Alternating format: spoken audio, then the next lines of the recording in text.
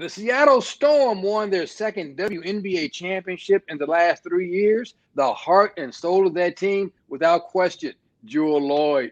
And it is a pleasure to welcome in the heart and soul of the WNBA champions. Jewell, how are you? I'm good. How are you? It's great seeing you again. Well, it's great seeing you. Has it sunk in? You have won the WNBA championship once again. I think being back home with all my friends and family is kind of making me understand what we did this season and understanding, the significance of everything and winning again. And, I think, a lot of times as athletes, you don't really get a chance to be still and understand the progress that you've made and the championships that you just won. So being back home and being able to be around my family is allowing me to kind of soak all that in and realize, the significance of the season and us winning in 2020. Well, you talk about the significance of the season. It's unlike anything we've ever seen before and probably will never see it again. You had to live in a bubble. What was it like living in the bubble? The best way I can explain it is pretty much like summer camp. You go there, you're with the same people all the time. You have like your lanyard, your ID card, you're swiping in, swiping out. IMG did a great job of making sure that the facility was great. So practice gyms and everything was amazing. And it's such a great campus down there. But it was definitely different, something that you can't really prepare for. But if people don't know, WNBA players, we play overseas as well. So we're used to adapting on the fly. And so that's pretty much what it was. So if there was anyone who could go down to the bubble and adjust quickly, it was definitely the WNBA players. Well, I know you said it was an adjustment and it's something we've never seen before. Was it difficult? Definitely. I think the biggest thing, for us, one, our goal when going down to the bubble was to be a part of, the Say Your Name campaign and Breonna Taylor and focus on the things that were going on outside of the bubble. And so that was our main goal. So going on there, I think we all had a burden on our backs to make sure that we were doing it justice and that we were representing our causes and our truth the right way. So on top of that, understanding, all the pressures that you have to make sure that you're understanding what's going on, along with being an athlete and putting your body through the rigorous schedule that we have of, playing every other day and training and the humidity down there in Florida. So there's a lot of things that you had to adjust to, but I think mentally it was a lot. And I think that's something that we're just now realizing, now being out of the bubble for a couple months. Mm-hmm. Now, on the back of everybody's uniform, you had Breonna Taylor. You guys held hands. You took a knee at the national anthem. Are you proud of not just WNBA athletes, but all athletes that have stood up and said, look, enough is enough. We want to be heard. We need to make a change.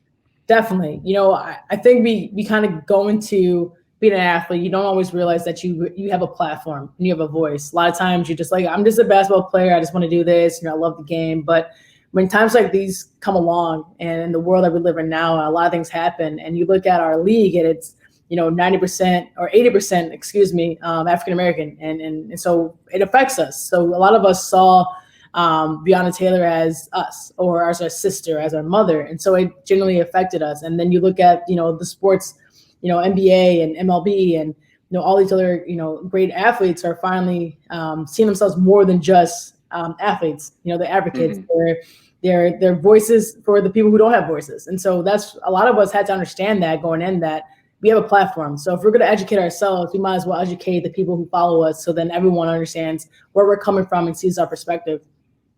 At one point, the NBA guys, they almost didn't play. They were going to leave Orlando. Was there ever a point where the WNBA said we can really make a point by just walking off and shutting it down? Was that ever a thought? Yeah, even before going on to the bubble, the biggest conversation was like, what do we do? We don't feel like playing. We don't want to be down there. There's things that, are, directly affecting our families, affecting us. What we feel like we can't do anything. But then we realized, being down there together, that's the best way to handle this, is that we need each other more than ever right now. And it's as much as you want to be isolated by yourself and you think that's the best situation, we knew that playing and allowing our platform to increase. And while we educate ourselves, educate our other followers and fans, that was the best way. And even down there was days when we didn't want to play. We're trying to stay focused on winning a championship, but then you hear, someone just got killed outside the store. Someone here, someone's struggling like financially, family wise. And so the best way we had to handle it was staying together. And we were able to do so many things down there, had Zoom calls with families of the victims, and had Michelle Obama on a couple of calls as well. So we were just learning. So for me, it was very impactful.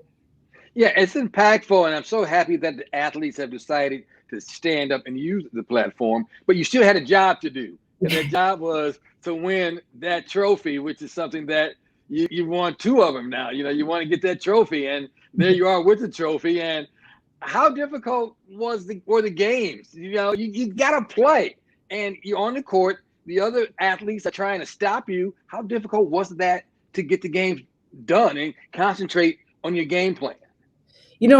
For me personally, this was a very difficult year, losing Kobe coming into the season. It's the first year not having him, everything that kind of goes into the season. So for me, I was very focused on what's the best way that I can, 1, have a therapy session, 2, do everything justice. And the best way that our team and our organization knows how to do that is to come together and play basketball the way we know how.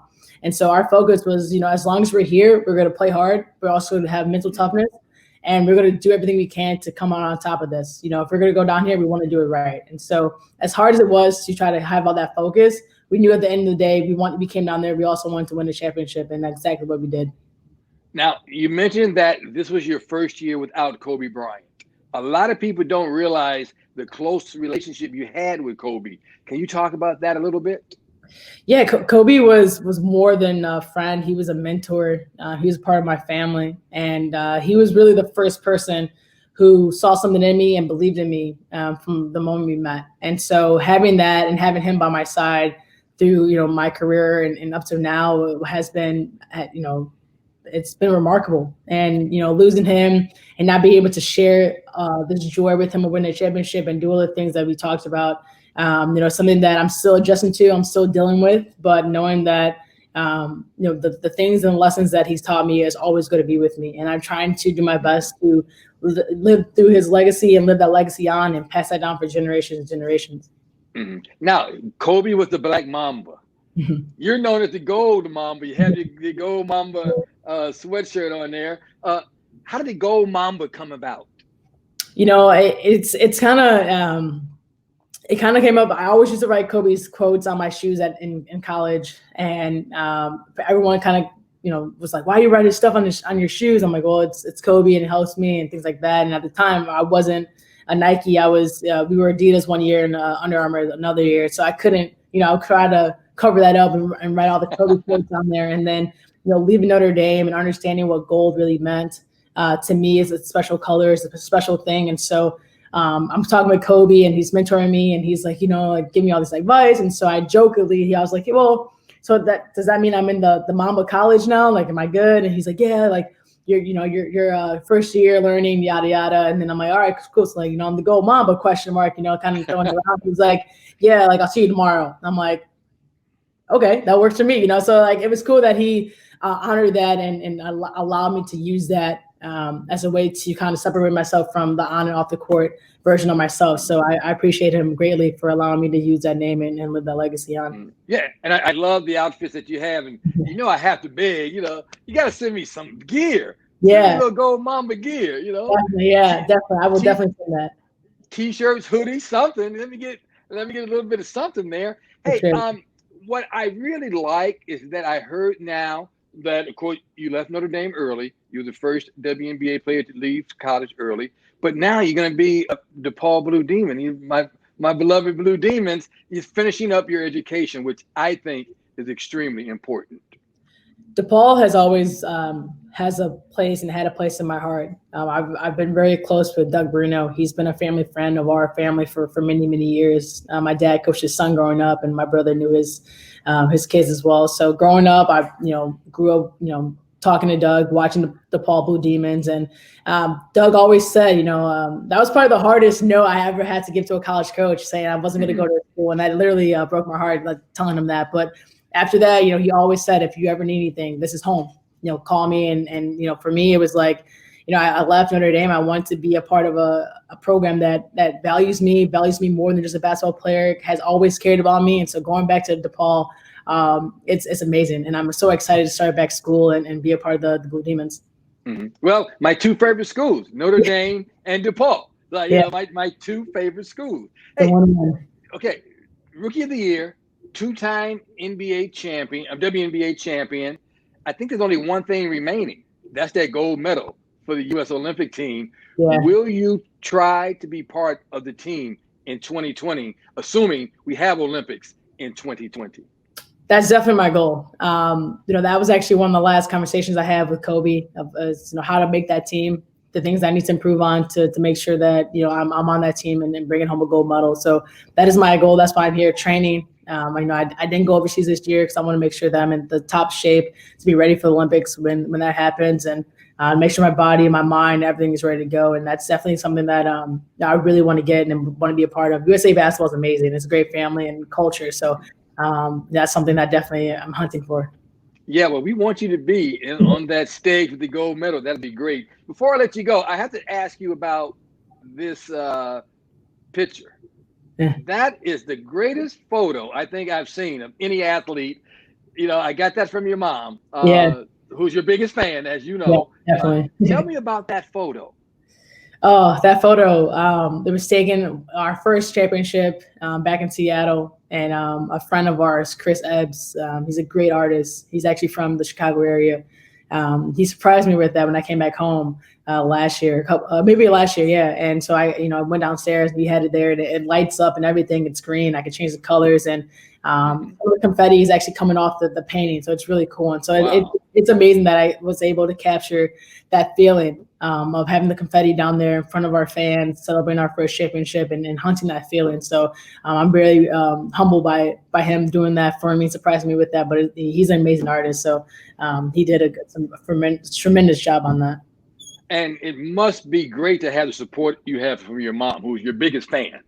Yeah, definitely. She, at first she didn't know anything about basketball, and now she knows everything about basketball. She stays always ready to go with just information that she needs to, be a better fan and understand the game. And she knows everything throughout the whole WNBA. And it's pretty amazing to see her growth as a fan, and also as my mom, and understanding this my lifestyle and how I've grown. And my mom is always energetic, as she knows. She's in the camera and things like that. So she's the main attraction around here. And she wrote a book, so she's an author as well. Yeah, she does it all. Yeah, Jewell, hey, congratulations on that second WNBA championship. I'm so happy you're going back to school. Education is so important. What a role model you are, and good luck, because we want you to be on that gold medal Olympic team in July. And when you win that gold medal, I'm going to bring you back, okay? That works for me. All right. Thanks so much, Jewell. Have a good one. Thank you.